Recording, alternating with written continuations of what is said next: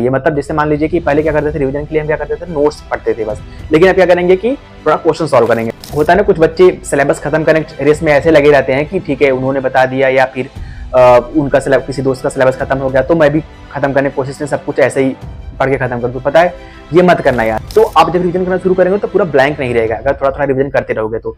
नहीं तो ऐसा होगा ना कि मतलब एक तरफ आपने सिलेबस कंप्लीट किया और एक तरफ ऐसा होगा कि पूरी चीजें ब्लैंक रहेगी। मतलब आपने सोचा यार पढ़ा भी था कि नहीं पढ़ा था। और ये मत सोचो यार कि हाँ कोई मतलब टेस्ट के आपके मार्क्स देखेंगे कोई तो क्या कहेंगे। अगर देखो आप इस चीज को अभी ध्यान दोगे ना तो आपका मेन एग्जाम में आप अच्छा करोगे। तो hello, this is Suresh Patel and welcome back to my YouTube channel.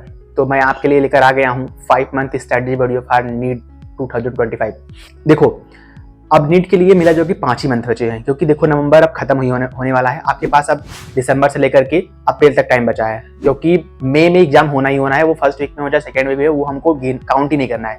जो भी टाइम मिल जाएगा आपके रिवीजन में जुड़ जाएगा, लेकिन आप उसको लेकर ना चलिए, उसे नेग्लेक्ट ही कर दीजिए मई को, ठीक है। तो आप अप्रैल का टाइम बचा करके अपना चलिए। तो इस 5 महीने की स्ट्रेटजी में आपको बताएंगे कि आपको सिलेबस कब खत्म करना है, कितने बार रिवीजन करना है और कैसे करना है, और फिर आ जाएंगे टेस्ट पे। तो ठीक है, आइए शुरू करते हैं। तो सबसे पहले वो बच्चे जो ड्रॉपर हैं, मतलब जिनको ज्यादा प्रॉब्लम नहीं है, उनको कुछ ही चैप्टर में प्रॉब्लम है, तो वो उन चैप्टर्स की लिस्ट बनाएंगे। जितनी भी चैप्टर उनको प्रॉब्लम है उनकी लिस्ट बनाएंगे, और जहां जहां भी प्रॉब्लम है लेक्चर देखेंगे, नोट्स पढ़ेंगे, जैसे भी अपने उस डाउट को क्लियर करेंगे। और फिर जितना जल्दी हो सके सिलेबस को पूरा, मतलब जो भी उनके बचे हुए हैं उनको कंप्लीट करके मेजर टेस्ट मतलब फुल सिलेबस टेस्ट वो ज्वाइन करेंगे और देंगे। उस टेस्ट के दौरान अपने आप को एनालाइज करेंगे, मतलब जहां जहां उनको प्रॉब्लम उस टेस्ट में हो रही है, और उसी के हिसाब से अपना सिलेबस रिवीजन करते चले जाएंगे। जैसे मान लीजिए आप हफ्ते में वो 2 टेस्ट या 3 टेस्ट दे रहे हैं, तो उस हिसाब से मतलब जितने भी क्वेश्चन उनके गलत हो रहे हैं उस टॉपिक या उस चैप्टर को रिवीजन करना शुरू कर देंगे। तो उनका ऐसे कंटिन्यू चलता रहेगा, तो उनकी प्रैक्टिस अल्टीमेटली अच्छी हो जाएगी। फिर आ जाते हैं उन बच्चों पे जो मतलब फ्रेशर है, जो कंटिन्यूअस लेक्चर लेते हैं, ठीक है। तो वो बच्चे कोशिश करेंगे कि अपना कि लास्ट फरवरी तक या फिर मार्च के फर्स्ट वीक तक अपना सिलेबस कंप्लीट करने की कोशिश करेंगे। क्योंकि होता क्या है ना, अगर आपको 2 से 1.5 महीने तक टाइम अगर मिल रहा है, अगर 2 महीने का टाइम बचा ले रहे हो तो आपके लिए बहुत बहुत अच्छी बात है। क्योंकि यार 11-12 दोनों का सिलेबस होता है नीट में, आपको पता है, अच्छे खासे इसमें कटाव भी जा रही है। तो अगर अच्छे से आपकी रिवीजन हो पाएगी तभी आपके टेस्ट में स्कोर बढ़ेंगे और तब आपका कॉन्फिडेंस बूस्ट होगा, आप तभी नीट में अच्छा कर पाएंगे। तो मतलब कोशिश करिएगा, अगर बहुत डिले हो तो मार्च के फर्स्ट वीक तक, वरना आप सिलेबस कंप्लीट कर दीजिएगा, ठीक है। बाकी जिन बच्चों का बैकलॉग लगा है वो एक काम करेंगे, मतलब वो प्रेजेंट टाइम में पहले जहां सर पढ़ा रहे हैं आप वहां आ जाओ। फिर जो भी चैप्टर आपके बचे हैं, मान लीजिए कोई 3 चैप्टर या 5 चैप्टर जो भी आपके बैकलॉग लगा है, ठीक है, तो आप प्रेजेंट टाइम पे चले आओ, जहां सर पढ़ा रहे हैं वहां पर पढ़ो। और बाकी जो चीजें आपकी बची हैं आपको अलग से टाइम निकाल करके 2 घंटे 2.5 घंटे, जो भी दिन के आपके 1 घंटे ही बच रहे हैं, तो आप एक लेक्चर करके 2 लेक्चर करके आप उसे खत्म करके रिवीजन कर लो। ये बेस्ट तरीका है, क्योंकि अगर आप खत्म नहीं करोगे ना तो ऐसे ही पीछे चलते रहोगे, तो सर का मान लो सिलेबस खत्म हो रहा है आज, तुम्हारा 15 दिन बाद खत्म हो रहा है, तो आपका रिवीजन टाइम खत्म हो जाएगा। तो इसलिए आप कोशिश करो कि बैकलॉग जितना जल्दी हो सके, जिन लोग का भी बैकलॉग है, आप बैकलॉग को खत्म करें। और बैकलॉग को खत्म करने का सबसे अच्छा तरीका यही है जो मैंने बताया है। बाकी अगर आपके पास अलग से कुछ चीज हो, किसी भी तरह से करके आपका बैकलॉग खत्म करना है, ठीक है। मुझे तो यही समझ में आता था। फिर आ जाते हैं कि एक बात और, जैसे होता है ना, कुछ बच्चे सिलेबस खत्म करने रेस में ऐसे लगे रहते हैं कि ठीक है उन्होंने बता दिया, या फिर उनका किसी दोस्त का सिलेबस खत्म हो गया तो मैं भी खत्म करने की कोशिश में सब कुछ ऐसे ही पढ़ के खत्म कर दूं। पता है ये मत करना यार। सिलेबस खत्म करनी बड़ी बात नहीं होती है, क्वेश्चंस बनने चाहिए। मतलब आप कोई लेक्चर देख रहे हो तो उससे रिलेटेड जितने भी क्वेश्चन आपके हैं वो बन जाने चाहिए, तब जाकर के मतलब आप मानोगे कि हाँ आपको लेक्चर समझ में आया है। ये नहीं कि हाँ सिलेबस खत्म के चक्कर में 2x 1.5 पे आप लेक्चर फटाफट देकर खत्म करते जा रहे हो और खुद को संतुष्ट कर दो कि हाँ चलो मेरा सिलेबस कंप्लीट हो गया, पर क्वेश्चंस बने नहीं रहे हैं, टेस्ट में आपके मार्क्स आ ही नहीं रहे हैं। तो ये मत करना। मतलब देखो वो ज्यादा इंपॉर्टेंट है कि आपको भले टाइम लग जाए, लेकिन आप जो भी चीजें पढ़ो सही से पढ़ो।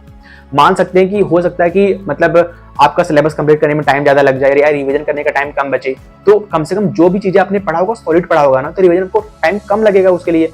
अब आपने बस वैसे ही मतलब 1.2 1.5 या 2x पे आपने देखकर खत्म कर दिया, तो रिवीजन के टाइम भी तो आपको ज्यादा लगेगा ना, तो कहीं ना कहीं चीजें वो नेग्लेक्ट होंगी आपके। इसलिए लेक्चर को सही से देखना है, मतलब आपको सही समझ में आ रहा है उतनी स्पीड आपको करनी है, ठीक है। वरना नॉर्मल स्पीड में लाइव लेक्चर जैसे भी आप ले रहे हो आप समझ में आना चाहिए। मेरा कहने का मतलब ये है, सिलेबस खत्म करने के चक्कर में मत पढ़ना, अच्छे से समझना सारी चीजों को। फिर देखो आ जाते हैं रिवीजन पर।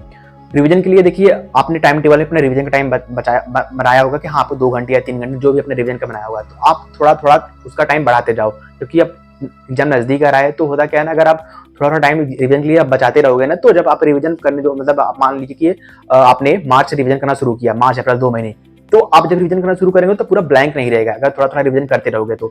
नहीं तो ऐसा होगा ना कि मतलब एक तरफ आपने सिलेबस कंप्लीट किया और एक तरफ ऐसा होगा कि पूरी चीजें ब्लैंक रहेगी, मतलब आपने सोचा यार पढ़ा भी था कि नहीं पढ़ा था, ये कंडीशन आ जाती है। तो इसलिए नोट्स को, पुराने नोट्स जो आपने बनाए हैं, मतलब आप उसका टाइम थोड़ा थोड़ा देख करके रिवीजन करते रहो। अगर थोड़ा थोड़ा, ये नहीं कि एक तरह से लग जा रहे हो, मतलब थोड़ा थोड़ा अगर देखते रहोगे ना तो कहीं कहीं आपके मतलब थोड़ा थोड़ा याद रहेगा वो।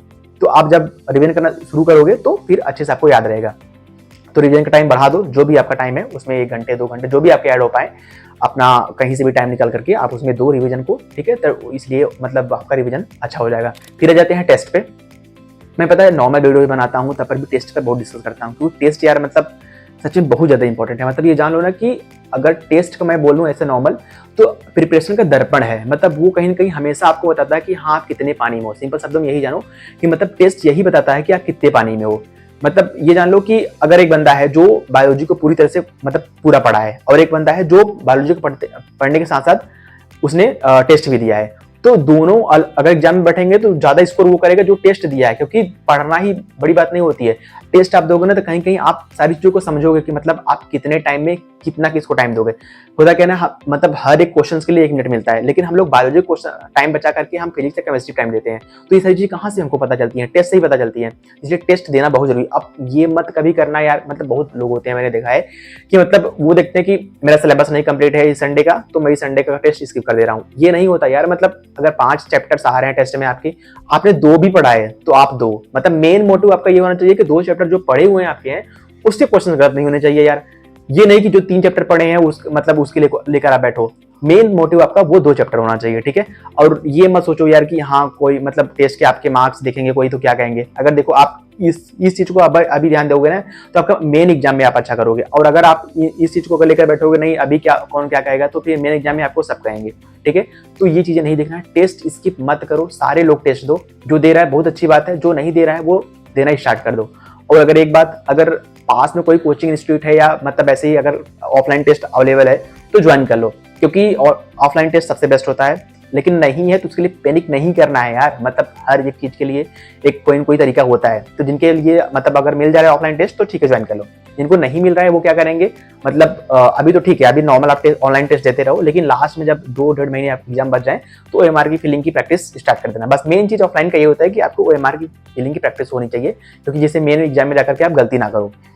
तो ठीक है, सभी लोग टेस्ट देना स्टार्ट कर देंगे। जो दे रहे हैं ठीक है, जो नहीं दे रहे हैं वो अब से स्टार्ट कर देंगे। अब जो 5 महीने बच रहे हैं इसमें लगातार जितने भी टेस्ट आपके पढ़ रहे हैं आप देंगे। पिछला भी टेस्ट जो अगर आप नहीं दिया है तो दे सकते हो आप। और टेस्ट पेपर का भी रिवीजन अच्छे से करना है, मतलब उसको देखना है, एनालाइज करना है कि हाँ कहाँ का गलती आप कर रहे हो, तभी आपका अच्छा जाएगा।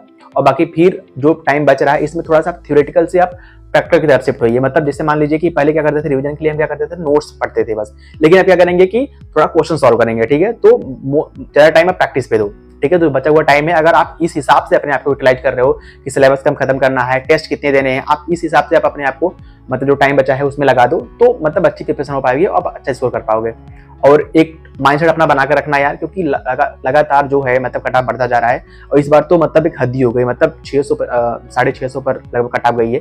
तो मतलब समझ रहे हो ये बहुत ज्यादा हो गया। तो हो सकता है इस बार का पेपर एनटीए टफ बनाए, तो अपना माइंडसेट तैयार रखना। मतलब ये नहीं कि अभी जिस हिसाब से आप प्रिपरेशन कर रहे हो फिर पेपर मतलब हर साल से थोड़ा टफ आ जाए तो घबरा जाओ। तो माइंडसेट अपना बनाकर चलो, मे भी पेपर टफ आ जाए। मैं बहुत श्योर नहीं हूँ इसमें, लेकिन मुझे लग रहा है कि हो सकता है, तो उसके लिए तैयार रहना। बाकी ये रही आपकी स्टडी पूरे 5 मंथ की। तैयारी करते रहें, पढ़ाई करते रहें। All the very best.